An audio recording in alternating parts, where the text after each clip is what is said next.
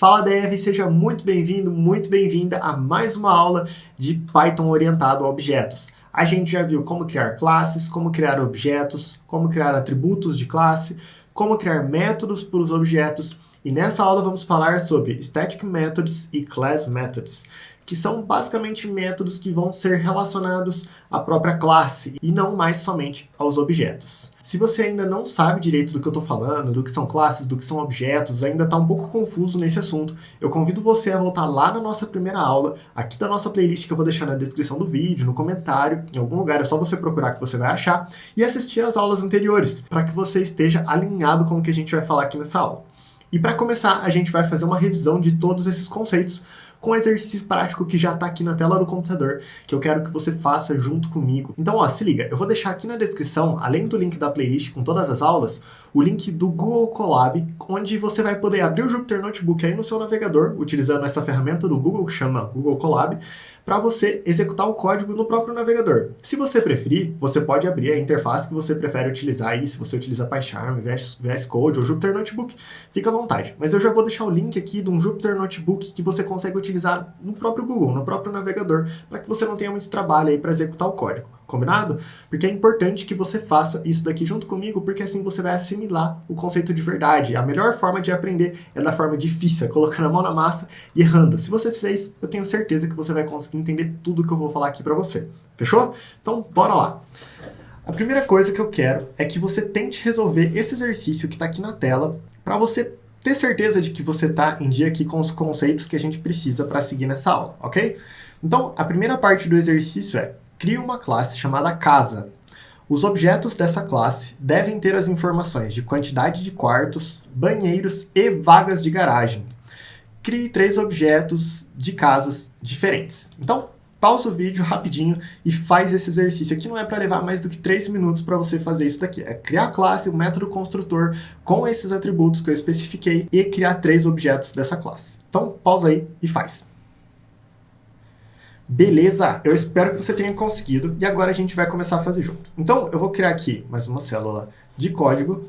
Deixa eu ver se eu consigo limpar esse output. Limpar a saída, ok. E agora a gente vai começar a fazer a parte 1. Então, class, para a gente fazer a instanciação da classe aqui, a classe tem que chamar casa, 2 pontos, pula a linha, veja que ele já indentou aqui para a gente, e para a gente criar o método construtor que a gente tem aqui dessa classe casa, onde a gente vai definir os atributos que essa classe vai ter, é no método, qual que é? Método init. Então, def, espaço, underline, underline, não esqueça que são 2 underlines, init, underline, underline, de novo, abre parênteses e tem que receber já o self. Lembra que o self é o próprio objeto que está sendo criado e ele já é passado implicitamente pelo Python. E aí, esse objeto da classe casa que a gente está definindo aqui, como ele vai ser, como vai ser o seu contrato dentro do método init, ele tem que receber as informações de quantidade de quartos. Então, eu vou chamar aqui quantidade de quartos. Tem que receber também a quantidade de banheiros. E tem que receber a quantidade de vagas, das vagas de garagem. Aqui, fechamos o parênteses e colocamos os 2 pontos. Então, a gente está declarando aqui qual que vai ser, digamos assim, a assinatura de todos os objetos do tipo casa que forem criados. A gente está obrigando que esses objetos tenham uma quantidade de quartos, banheiros e vagas, que é importante para qualquer casa que uma imobiliária vá alugar, por exemplo, beleza? E aí, como que a gente faz para salvar esses atributos aqui nos objetos que forem criados? A gente tem que colocar self, que é o objeto que está sendo criado, ponto, o atributo que a gente quer salvar o valor. No caso aqui, eu vou utilizar o nome do atributo do objeto casa que está sendo criado com o mesmo nome do parâmetro da assinatura aqui do método construtor init. Então, self.quantidade de quartos é igual a quantidade de quartos, self.quantidade de banheiros é igual a quantidade de banheiros, e self.quantidade de vagas é igual a quantidade de vagas. Maravilha! O que está faltando? Está faltando a gente fazer a criação aqui de 3 objetos de casas diferentes. Então, eu vou colocar aqui, casa 1, casa underline 1 é igual a casa, abre parênteses, vai ter 3 quartos, 2 banheiros e 2 vagas. A gente pode passar os parâmetros aqui para o construtor, tanto de forma posicional, que nem está aqui, então esse 3, que é o primeiro parâmetro que a gente tem aqui, vai ficar atrelado ao primeiro parâmetro que a gente tem da assinatura do método construtor, o 2 vai ficar atrelado ao segundo parâmetro, ou a gente pode fazer também de forma nominal. Então eu posso vir aqui para ficar bem claro a construção desse objeto e colocar que quantidade de quartos é igual a 3, quantidade de banheiros é igual a 2 e quantidade de vagas é igual a 2. Então, dessa forma, mesmo que eu inverta a ordem dos atributos que eu estou passando aqui para o método construtor, que se essa ordem for diferente, né, da assinatura aqui do método construtor, ele vai dar o match desse parâmetro que eu estou passando aqui na chamada do método construtor com o parâmetro da assinatura da função, mesmo que eu inverta a ordem. Então, mesmo que eu coloque aqui como primeiro parâmetro quantidade underline vagas é igual a 2, não teria problema nenhum, beleza? Agora, só para a gente ter certeza que isso está funcionando, vamos dar Ctrl Enter, que é o atalho do Jupyter para executar a célula, e ele executou com sucesso aqui. Eu vou até colocar aqui um print. Então, print casa 1, ponto, quantidade de vagas. Vamos imprimir isso, só para a gente ter uma saída. No caso, eu pus o nome errado. Ok. Ótimo. Então, ele já imprimiu aqui a quantidade de vagas que esse objeto casa 1 tem. Agora, a gente tem que criar 3 objetos do tipo casa. Então, eu vou copiar aqui 3 linhas, vou chamar de casa 1, casa 2, casa 3. No caso, esse daqui vai ter 3 vagas, vai ter 5 quartos, é uma casona maior, e vai ter 4 banheiros. E a casa 3 é uma casinha menor, vai ter uma vaga, um banheiro, um quarto e um banheiro. Eu vou tirar esse print aqui, executar, e pronto. Veja que ele deu o checkzinho verde aqui para mostrar que esse código compilou, foi executado, não tivemos nenhum problema. Maravilha. Agora a gente vem para a parte 2 do exercício. Então, crie um método para os objetos da classe que retornam sua descrição no seguinte formato. Então, a casa possui quantidade de quartos, quantidade de banheiros, banheiros e quantidade de vagas, vagas. Então, eu vou chamar esse método aqui de desk. Vou chamar de descrição. Vou chamar de descrição sim. No caso, sempre o método do objeto aqui, ele tem que receber o self, que é o próprio objeto que vai ser passado aqui com as informações para a gente executar o método, né? E ele vai retornar, então, para a gente esse templatezinho. Para retornar esse template, eu vou utilizar string formatada, em que eu vou deixar o card aqui na descrição, aqui em cima. Caso você não saiba o que é string formatada, você pode conferir o vídeo lá e depois voltar aqui no vídeo comigo ou deixar para você assistir mais tarde, beleza? Então, para a gente fazer string formatada, a gente tem que começar com F, abre aspas, e aí tudo que está dentro dessa string aqui, o que tiver entre chaves, do jeito que já está aqui, vira um parâmetro do Python. No caso, para a gente quebrar a linha, a gente tem que colocar uma barra no final dessa linha. E aqui o que está faltando, além disso, é que nesse contexto aqui da função chamada descrição, não existe a variável quantidade de quartos. O que existe é o objeto, que está sendo representado aqui pelo nome self, que tem o atributo quantidade de quartos. Então, para a gente acessar essa informação, a gente coloca self.quantidade de quartos, self.quantidade de banheiros e self.quantidade de vagas. E agora, deixa eu quebrar a linha aqui mais uma vez, só para ficar melhor para a gente ler. Ótimo. E agora eu vou chamar casa1.descrição para a gente ver se esse método está funcionando certinho. E eu vou imprimir esse retorno. Então, vamos executar. Pode ver que ele trouxe aqui, o que ele trouxe? Aqui eu esqueci de abrir e fechar parênteses, certo? Então, para a gente chamar um método, para a gente fazer a invocação do método, a gente tem que abrir e fechar parênteses, obviamente, assim como uma função. Aí o que aconteceu aqui foi que ele acabou colocando esse espaço no começo da linha porque eu utilizei a barra para fazer a quebra de linha. Para resolver isso é bem simples. É só eu terminar isso daqui com aspas, e aí eu abro de novo aqui com aspas e string formatada. E aí, no caso, ele vai fazer a soma dessas duas strings e vai ficar tudo certinho. Então, aqui é uma string formatada, onde tudo que está entre as chaves é um código Python que vai ser executado e vai ser substituído na string. Então, é uma forma da gente criar um templatezinho aqui utilizando strings, beleza? No final dessa linha, a gente coloca a barra para falar para o Python que isso daqui ainda vai continuar na linha de baixo, e aí a gente continua instanciando aqui uma nova string formatada, né, que vai ser composta por esse restinho de frase. E aí, na hora que ele executa o código, ele junta essas informações e a gente consegue ter esse printzinho aqui. A casa possui 3 quartos, 2 banheiros e 2 vagas. Se a gente colocar isso para as outras casas... Ótimo. Funcionou perfeitamente do jeitinho que a gente queria. Se você quiser, para ficar menos complexo, tirar essa barra aqui e colocar tudo na mesma linha, não tem problema nenhum. Eu gosto de quebrar a linha porque fica mais fácil da gente conseguir ler, não fica esse textão tão corrido. Então eu gosto de deixar assim, um quebra de linha. É uma boa prática a gente fazer isso porque facilita a leitura do código. Mas se tiver muito confuso para você e você não quiser utilizar a barra e essas duas strings aqui, não tem problema nenhum, beleza? Ótimo. Agora, a parte 3 é, crie um atributo de classe que salve todas as casas criadas assim que forem construídas. Então, bora lembrá-la de novo. A gente tem que criar um atributo de classe aqui, que eu vou chamar de lista. No caso, eu poderia chamar de lista casas, mas como já está dentro da classe casas, fica um pouco redundante, né? Eu falar casa.lista casas, porque já é uma lista de casas. Então, eu vou colocar aqui só lista mesmo, por enquanto. Eu vou fazer a criação dessa lista vazia. E aqui no construtor init, o que eu vou fazer? Antes de encerrar ele, a gente vai colocar casa.lista.append e a gente vai colocar aqui, vai passar o próprio objeto que está sendo criado. Dessa forma, toda vez que um objeto de casa for criado, ele vai ser adicionado a essa lista aqui. Então a gente vai conseguir acessar esses objetos que estão dentro dessa lista, ok? Agora, só para a gente ter certeza que isso está funcionando, a gente vai vir aqui e imprimir. Eu vou tirar esses 3 prints aqui e vou colocar print casa.lista. Então, o que está acontecendo aqui? A gente está acessando o atributo lista da classe casa, onde tem a lista de todas as casas aqui que a gente criou, que são essas 3 casas.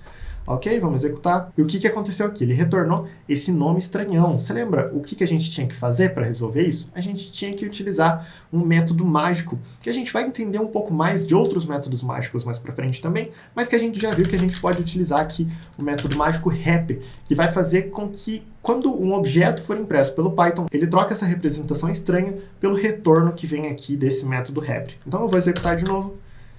Pode ver que ele já colocou aqui as informações da casa do jeito que a gente tinha descrito no método descrição, ok? Eu vou deixar aqui o método wrap, eu não quis colocar ele no exercício porque eu acho que não é algo que faz tanta diferença aqui para o que a gente vai ver de static method e class method, mas aqui dá para a gente utilizar ele para ficar um pouco mais claro o nosso código, ok? Então agora bora entender de fato o que é static method e class method. Imagina o seguinte. Imagina que a gente queira construir, a partir desse código que está aqui, um filtro para a gente pegar somente as casas que têm mais de 3/4. Qual que é o problema da gente utilizar métodos de objeto para fazer esse tipo de funcionalidade? Pausa o vídeo e reflete aí por 1, 2 minutos até você chegar em alguma conclusão para a gente continuar debatendo isso. Beleza, o problema de utilizar um método de objeto para fazer isso é porque o objeto ele é uma única casa. E no caso, a gente quer aplicar um filtro que vai ter que analisar todas as casas. E é por isso que é importante a gente ter essa lista aqui, beleza? Então, para fazer isso, para a gente conseguir analisar todas as casas que foram criadas aqui por essa classe chamada casa, a gente tem que estar em um escopo que a gente consiga visualizar todos os objetos criados por essa classe, certo? E é por isso que em vários momentos é importante a gente utilizar métodos de classe e não do objeto. Então, o primeiro que a gente vai ver é o class method. Mas como que eu utilizo esse tal de class method, Paulo? E a primeira coisa que a gente tem que fazer é utilizar um decorador. E o que é um decorador, Paulo? Um decorador é uma forma da gente colocar um encapsulamento um pouco maior dentro de uma função, mas isso nem é tão relevante aqui no nosso contexto, porque aplicar isso é extremamente fácil. O que a gente tem que fazer, então, para criar um método de classe com essa funcionalidade em questão? A gente tem que colocar primeiro o @classMethod. Então, essa é a primeira coisa, e isso daqui é um decorador. Caso você não saiba o que é um decorador e queira saber mais a fundo, eu vou deixar um card aqui no vídeo ou na descrição para você entender esse assunto um pouco mais a fundo, mas de verdade ele não vai fazer tanta diferença aqui agora, porque já é um decorador que o Python traz pronto para a gente. Então a gente nem precisa se preocupar tanto aqui com como ele funciona, o que vai acontecer. Você simplesmente tem que entender como que você implementa, que é o que eu vou te mostrar aqui. Então a primeira coisa é isso, você tem que colocar esse @classMethod para indicar para o Python que o que vem abaixo é um método de classe. E como que a gente define um método? A gente coloca def, espaço, o nome do método. Então, eu vou colocar aqui filtro quantidade quartos, abre parênteses, e como isso daqui não é um método de objeto, é um método de classe, o primeiro parâmetro que ele vai ter que receber é um método que representa a classe em si. Então, a convenção do Python é utilizar o parâmetro CLS. Então a gente coloca aqui o CLS, ele vai ocupar a mesma posição que o self. É um parâmetro que é passado pelo próprio Python implicitamente. Então a gente tem que declarar ele sim aqui na assinatura da função, na assinatura do método da classe. Mas quando a gente for chamar esse método, a gente não vai precisar passar ele porque ele já é passado implicitamente pelo próprio Python, ok? Então lembra que o primeiro parâmetro aqui de um método de classe é a própria classe. Então é CLS de class, beleza? E agora, qual parâmetro que a gente tem que receber aqui? A gente tem que receber a quantidade de quartos que queremos filtrar. Então, quantidade de quartos. Fechamos a linha com 2 pontos. Agora, pausa o vídeo e tenta implementar a lógica dessa função, que é iterar em cima de todos os objetos dessa lista e retornar uma lista com somente os objetos que possuem a quantidade maior ou igual de quartos que foram passados como parâmetro dessa função. Tenta implementar essa lógica. Beleza, eu espero que você tenha conseguido e agora vamos fazer junto. Para a gente fazer esse filtro, o que a gente vai ter que fazer? Eu vou criar uma lista, casas, filtro, uma lista vazia, ok? E aí eu vou ter que iterar em cima de todos os objetos que estão salvos aqui dentro dessa lista que pertence à classe casa. Como que eu faço isso? A gente vai utilizar o for, então for casa in casa.lista. E aí, para cada objeto que tem dentro dessa lista da classe casa, a gente vai adicionar dentro dessa lista vazia que a gente acabou de criar, então, .append, a casa que a gente está olhando. Mas a gente só vai fazer isso se essa casa em questão, então, se essa casa em questão, ponto, quantidade de quartos, for maior ou igual do que o filtro que é desejado. Então, a gente adiciona esse if aqui antes de adicionar o objeto da casa nessa lista aqui de casas do filtro. Beleza? Então, só recapitulando, a gente tem que ter o class method aqui, que indica que esse vai ser um método de classe. Depois a gente coloca a assinatura aqui desse método como se fosse uma função, como se fosse um método de objeto. E primeiro parâmetro tem que ser CLS de classe, e depois você vai passar os parâmetros que você vai utilizar, como você fazia em uma função, desde que você aprendeu a função, beleza? E aí, dentro disso, indentado, você vai ter que implementar a lógica desse método de classe que você quer, ok? E aqui, a única coisa que está faltando é a gente retornar essa lista casas filtro aqui com as casas que foram filtradas por essa classe. Belezinha. Então, essa é a implementação de um método de classe. Para a gente aplicar esse filtro, para a gente chamar esse método, como que a gente faz, Paulo? É muito simples. A gente viu que a gente consegue utilizar o ponto, nome do método, abre e fecha parênteses, para chamar um método de um objeto, certo? Que foi o que a gente viu na última aula. Para a gente chamar um método de classe, como ele pertence à classe, a gente tem que utilizar o nome da classe, então casa com letra maiúscula aqui no C, veja que esse casa está com letra maiúscula no C, ponto, o nome do método da classe, que é filtro quantidade de quartos, abre parênteses e fecha parênteses. Quando a gente faz isso daqui, do mesmo jeito que o Python já passa para métodos de objeto o self, o Python também vai passar esse CLS aqui para métodos de classe. Então não é algo que a gente tem que passar. Esse CLS, ele vai ser exatamente aqui essa classe que a gente está utilizando para invocar esse método de classe, ok? E aí a gente tem que passar, nesse caso, a quantidade de quartos que a gente quer filtrar. Então eu vou colocar aqui que eu quero casas que tenham mais do que 2 quartos, e eu vou salvar isso daqui, lista filtro, é igual ao retorno desse método de classe, e depois eu vou imprimir aqui lista filtro. Vamos ver o que ele imprimiu. Então, antes, quando a gente imprimiu a lista inteira, que era o print que estava antes aqui, a gente tem esses 3 objetos de classe, que são as 3 casas que a gente criou. No caso agora, aplicando esse filtro, essa variável aqui, lista filtro, no caso só vai ter 2 casas, certo? Que é a casa 1 e a casa 2. Então, vamos executar? Tcharam! Pronto!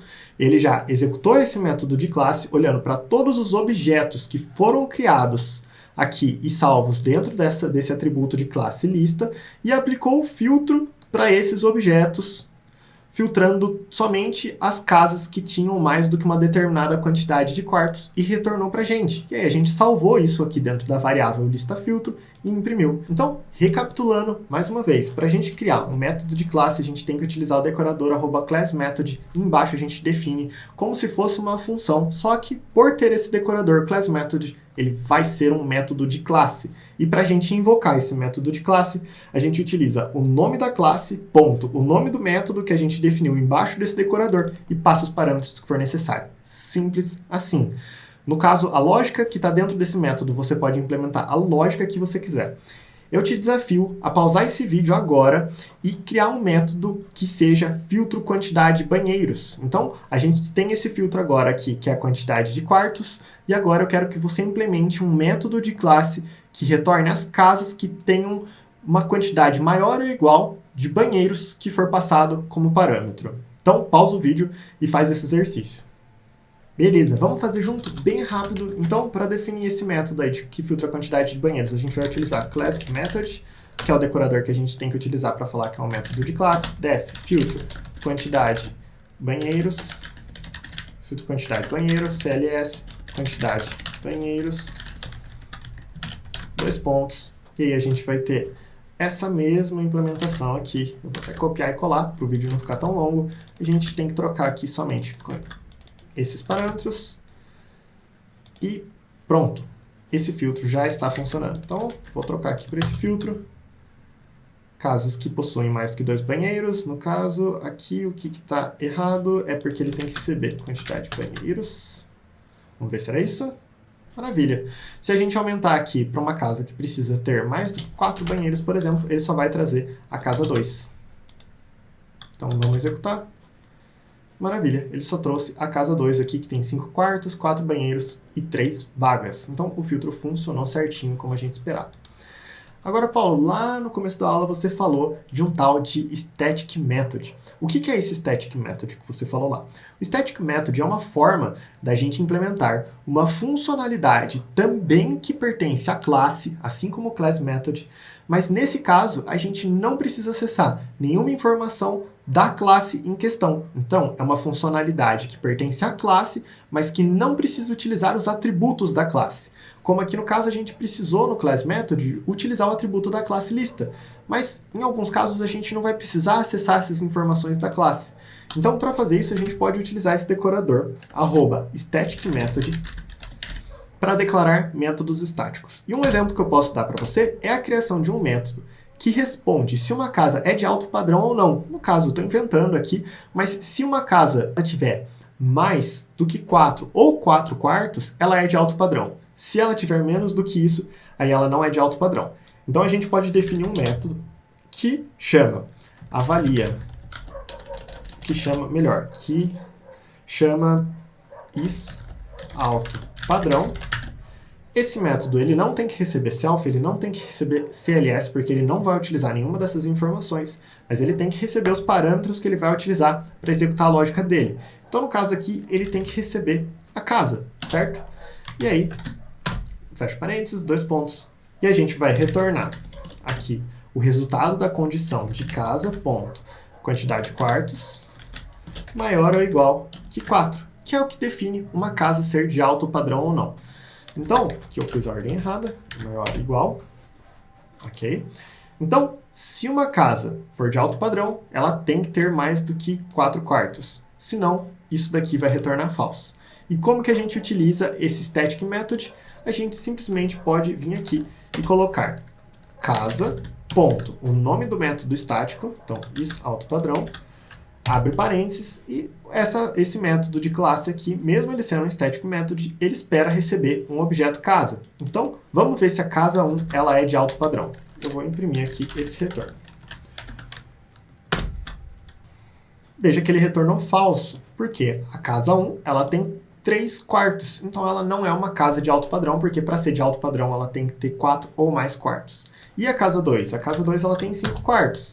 Então, ele retorna aqui true, porque a casa 2 é sim uma casa de alto padrão, porque ela já tem 5 quartos, que é maior ou igual a 4 aqui. Então, a função retornou verdadeira.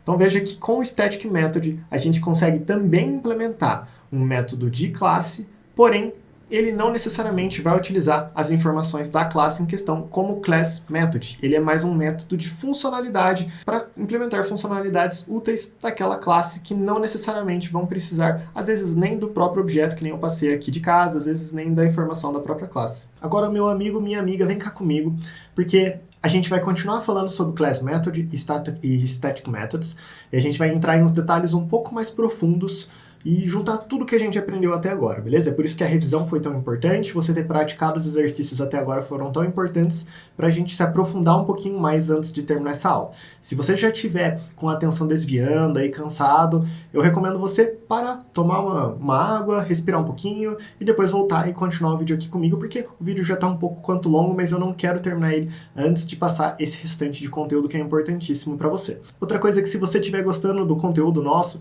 se inscreve no canal e ativa o sininho de notificação, porque a próxima aula a gente vai trazer ainda mais conteúdo e a gente está postando conteúdo com bastante frequência aqui no canal. E é claro, deixa o like, deixa o comentário aqui para me incentivar a produzir cada vez mais conteúdo. Combinado? Então eu espero que você tenha dado sua pausa, já esteja aí com a cabeça renovada para a gente continuar e entender um pouco mais a fundo aqui sobre Class Method e Static Methods.